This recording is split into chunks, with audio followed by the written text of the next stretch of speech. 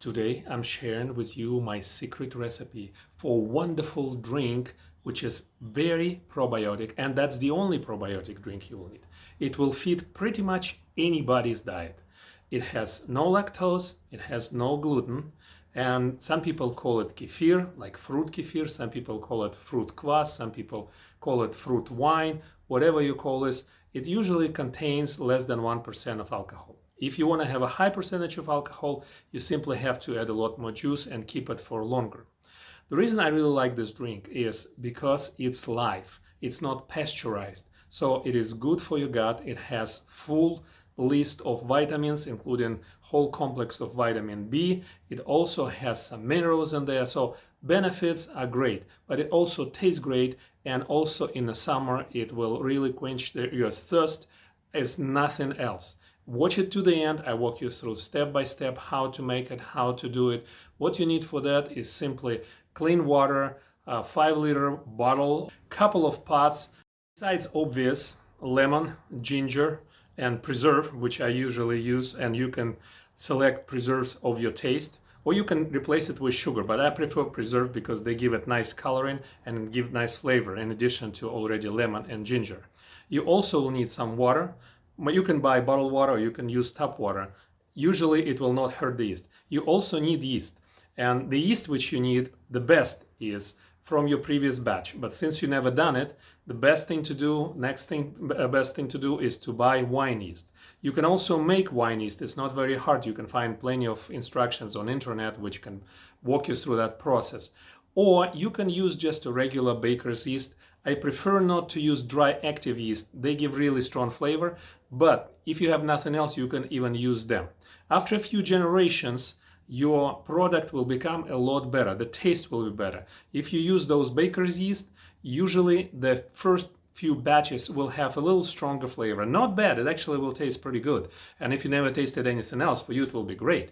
But once you produce few batches, you will actually see that the quality will improve, the taste will improve, and whoever will be your guest, you share it with them, they will ask for recipe, they will ask how to do it. Just send them to this video because I don't think there is any better instruction for this particular drink just yet. Here is what you need. You will need some ginger, some lemon, and some preserve. I prefer cherry preserve. You can buy it practically in any grocery store in Turkey. It's very easy. First of all, I'm going to cut lemon. It's a very simple procedure, and I'm going to juice it. Here is the glass, here is my juicer. The lemon is a little bit bigger than I anticipated, so I'm going to cut it like that and juice it. It smells so good.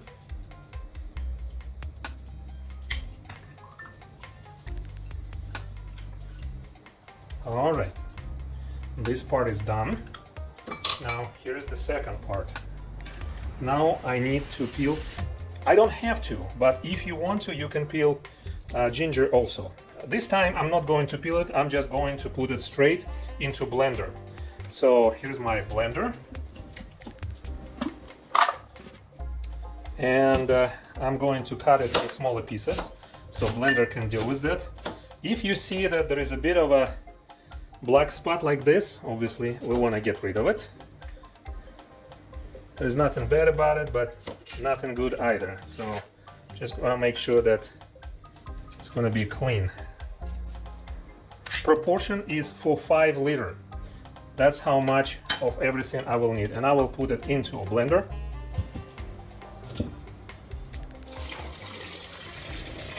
All right. Now we also have preserve to add. Generally, I like to put about 170-180 grams. So I am adding proportionately. Here you go. Well, I got 200 grams. It's all right. Actually 215. Usually you want to have it less, but once I pour it over, there was a little bit left on the walls of the glass, so it's okay.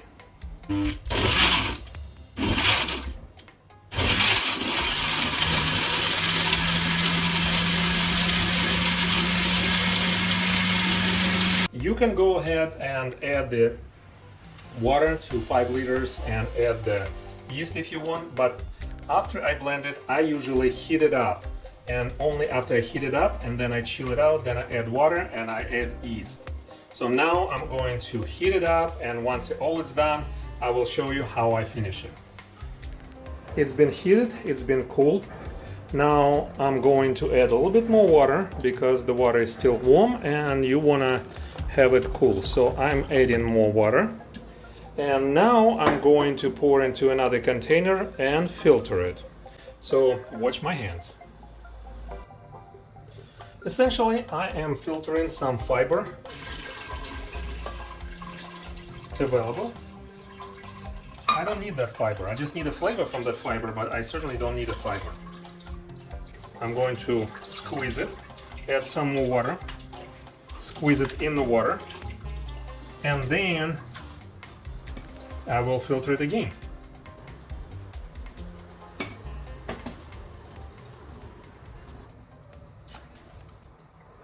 I'm just squeezing the fiber as much as I can to get all the flavor out of it.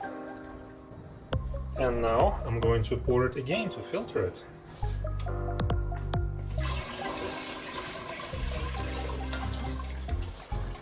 The bottle is set and the funnel is set, so I am pouring it right in. You can use tap water or you can use filtered water. It's your choice. It shouldn't really hurt yeast, but if you're concerned, you might as well buy some filtered water.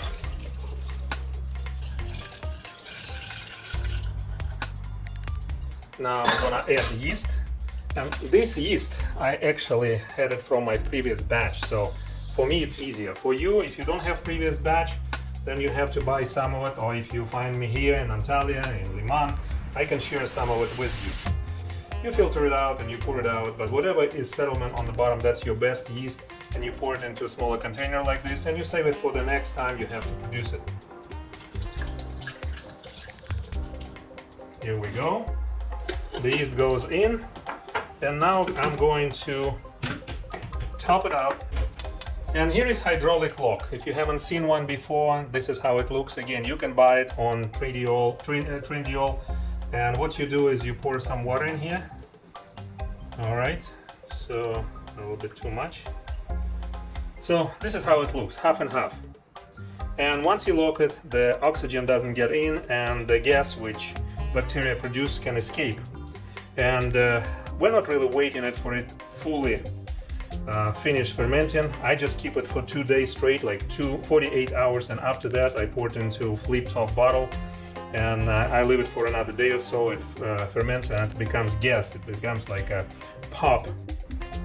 I have my lemon juice which I need to add, and it tops it off. Usually it's about 1% alcohol, 1.5%, not very much, because I don't put a lot of sugar in there and I don't let it ferment very long, and it's very refreshing. It's good for hot weather.